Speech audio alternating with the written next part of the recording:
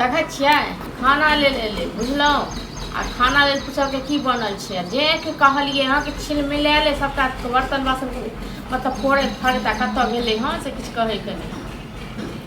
हाँ तो अहाँ के भाई छी ठीक छै ने अहाँ बर्दाश्त करियो हम नहीं बर्दाश्त करियो कतऽ से ओकरा माछ आ मुर्गा बनि हाँ हमरा पास ओते रहत तखन ने हाँ सबटा ओकरे पर लुटा दियै। तो ठीक है आइ हम आबै छै ने तखन कहबै जे अपने से कमा के तखन माछ खाओ। चलो राखू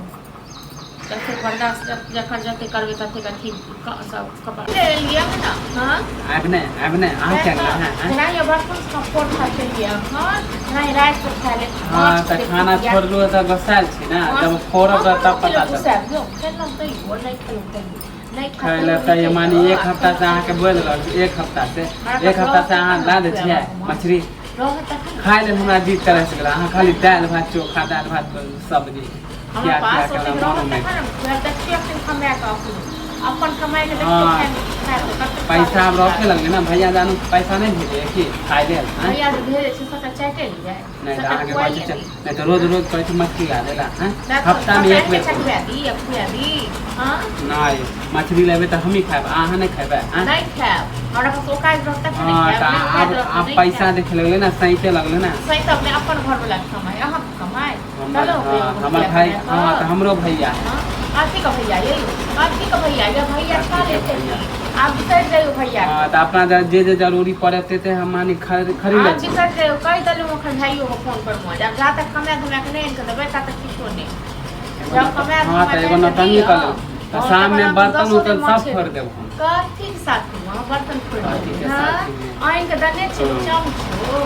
एगो देख छियो एगो थारी ओ किछ नहीं जाने छी कुछ नहीं जाने छी यहां के हम का हाथ पर सबटा तोड़ दे और देखबे हम हाथ में गया वो एक बार बर्दाश्त कर लेनो सॉस का जन्मल छोड़ो पे दुबारे ना ना अरे आप हाथ पर सबटा तोड़ कर रखे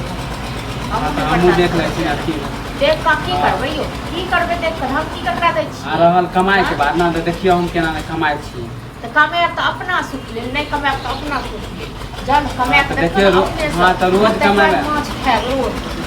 ललचाब देखियो रोज केना खाई छी जाय छी दोस्त के साथ में काम करे जाओ वहां पे दोस्ते काम दे और रोज मछली खाए